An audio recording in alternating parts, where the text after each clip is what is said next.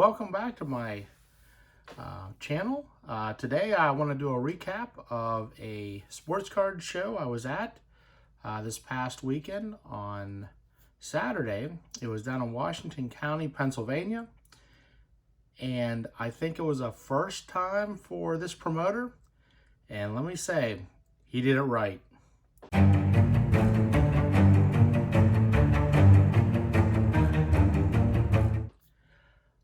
This was packed, and I didn't take any video inside, but I will give you a recap of what I got. But it was packed. It was in an older mall. Not many stores were left, and I don't think this mall has seen this many people in probably 10 years. Absolutely amazing. The promoter of this, and I think I put a little thumbnail of the promoter at the beginning of this, and a little bit of a video of the outside of the mall here for you to see. He did it right. He brought in some autograph signers. Sounds like he did very well with those. And he had, what he said was 160 tables, and I'll tell you what, it sure felt like it was about 160 tables. But what I'm going to do is I'm going to recap what I got. I spent a total of $101 this Saturday, and I'm going to go in reverse order. So this is the last purchase I made, and there were just a couple. I've been looking at a number of this guy's cards. I wanted to buy something from him. So one card I saw that I kind of liked was the Spencer Torkelson rookie. $3, not a bad card. And also Bowman Inception auto of Casey Martin. Probably not the best rookie. This was only a $3 card.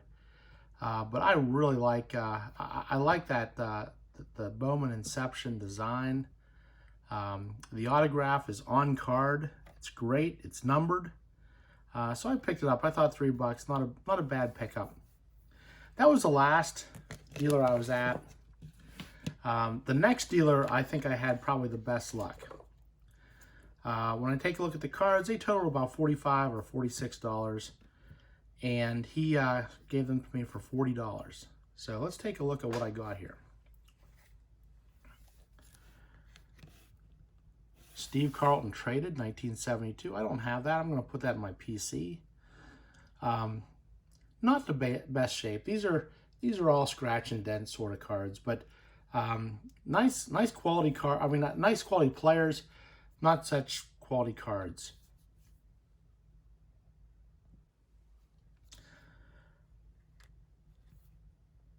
My next card is a Sandy Koufax, $5. This was his last card. Kind of take a look at this. Not bad. It's got some creases in it. Don't get me wrong. There are some creases in it. It's not a high grade card by any means. Here's the back. I'm going to come back to this in a little bit later because I want to talk a little bit more about this card and another one I've gotten. But I wanted to kind of take a look and kind of show you the back on this one also. So I want to set that off here to the side.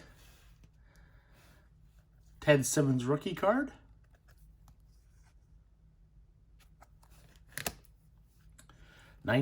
'63 Don Drysdale. And you can see the cards, his listing on them. 1971 Johnny Bench.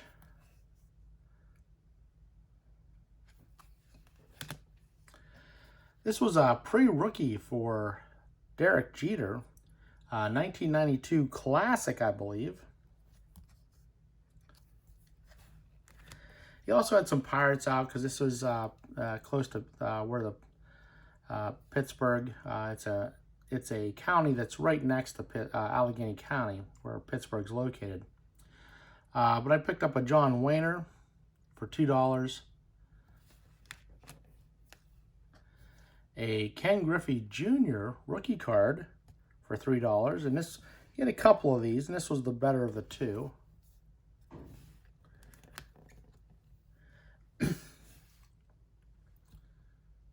And this one right here, I don't know if you can see this, but that certainly looks like a Ken Brett autograph on that card.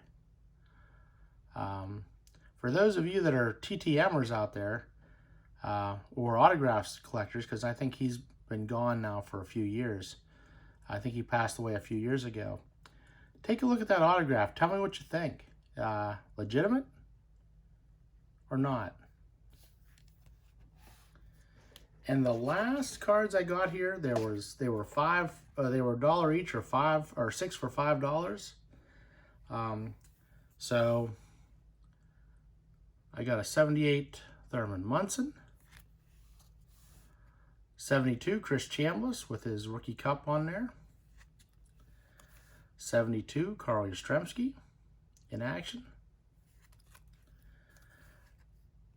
72 J.R. Richards rookie card, and then the two cards I really wanted.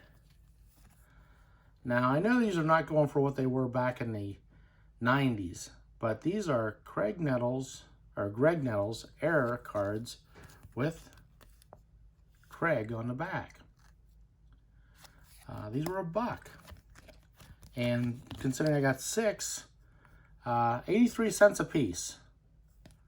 So I've been chasing after this for a number of years, and they were just overpriced in the 90s. I did end up getting one a few years ago for my PC, but to find 2 of them there for less than $1, that was, I thought, a great deal. So I'll put those aside. And the last, not the last cards we'll look at, but the first dealer I stopped to was really great guy. And I know that if you go to card shows in Western Pennsylvania, Eastern Ohio, you'll probably run into this guy. Wonderful guy to talk to, real pleasant time. I spent $55 there. Probably wasn't my best deal of the day, but really enjoyable time just talking and looking at stuff with him. So let's take a look here. I went to Scooter's Corner. And these are all from him. I'll put his card right there. He's the only one I got a card from, so I don't really know who the other 2 sellers were. I would like to include their names in my future channel videos, but unfortunately, they just weren't handing out cards. So a few cards for my PC, working on filling in my Pirates. So here's one of the cards I do need for that. And another card right here. I picked this up only because if you notice that uniform, that's a Pirates uniform that wasn't really airbrushed out of Don Clendenin. And same thing with Woody Fryman. I came across those. I thought those were kind of neat cards that I'm going to add into my PC. I also picked up a couple of rookie cards. Art Shamsky. Art Shamsky has been known to sign. He travels around. I think he's a motivational speaker, in fact. But got his rookie card, and also Tommy Helms. Tommy Helms did a brief stint with the Pirates back in the mid-70s. Actually, 2 brief stints with the Pirates in the 70s. And I also got a Art Shamsky 67 card and a Tommy Helms rookie cup card. Now, for $2, he had a Steve Blass rookie card there, and I know Steve Blass attends many things. I like to get that autographed. I think I'll try to find him. I know he autographs through the mail, and I think he also he goes to a lot of different shows and things like that. Frequent attender, so I've got that just in case I do get a chance to get an autograph. Also, Manny Sanguillen's rookie card, and he was one of the signers that was there. I didn't realize that they were signing, but and really I wanted to take a look at cards and not really spend time on the autograph line. So this is his rookie card, and I'll hold on to that and try to get that signed at some point in the future. Also, I saw this, a Vern Law rookie card. I believe this is 1951 Bowman. Not the greatest condition. It is a little bit of an off condition there, but it is his rookie. I don't have this card, and I do want to add that to my PC. He had that listed at $12, and that seemed to be pretty fair considering the condition. This is a card I was looking for my PC, 1972 Steve Garvey. What makes this expensive, or somewhat valuable, is because it is a second-year card, but it's a high number from the 72 set. And the last card I want to show you is this card right here. So I looked at that. Now you might say, well, wait a second. That was the first dealer you went to and you got that card. But then you went to another dealer and got another one? I did. So I want to take a look at this. And here's, when I was looking through these cards, I was looking at this and I thought, well, it is a Sandy Koufax, and it's definitely in rough shape. Creases, corners. But I turned over and looked at the back. I'll try to put this here. It has a definite beige look to the card. And to compare, well, I don't know if you can really see that on here or not. I happen to have believe it or not, this is the third 1966 Sandy Koufax I have.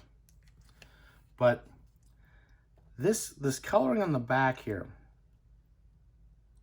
and I'm sure that there's maybe an expert out there that can give me a much better opinion on this, made me think, and looking at the front, it doesn't have that shine to it as my other cards, Koufax card does, or both of them actually. Made me think that this might be a Venezuelan. And that's why I originally picked it up. The second one I picked up was only listed at $5, and I thought that was a can't miss sort of for a Sandy Koufax during his playing days.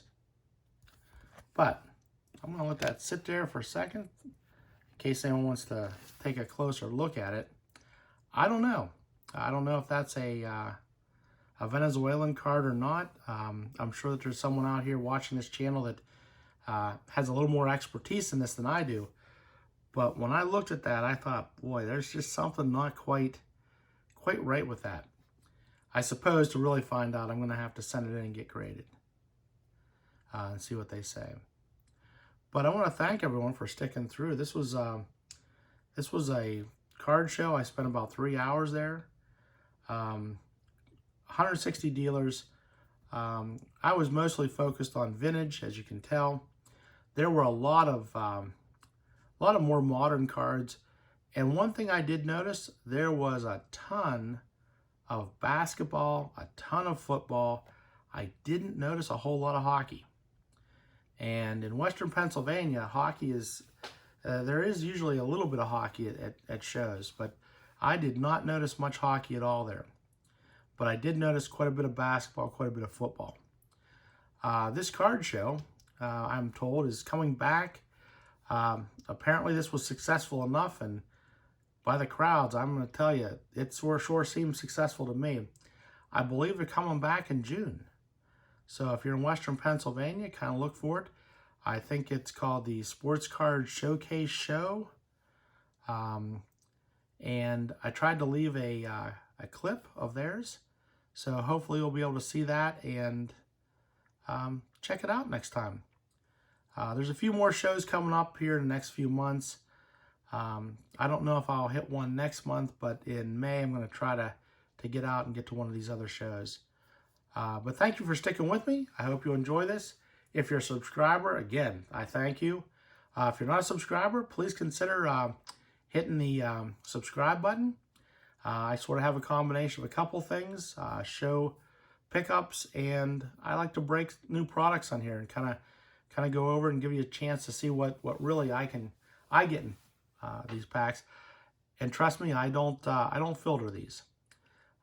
When I show you a break, or when I break something open, it really is what I get. Nothing special there. I try to give everybody a realistic look at what they could get if they buy a hobby box or retail box of various products.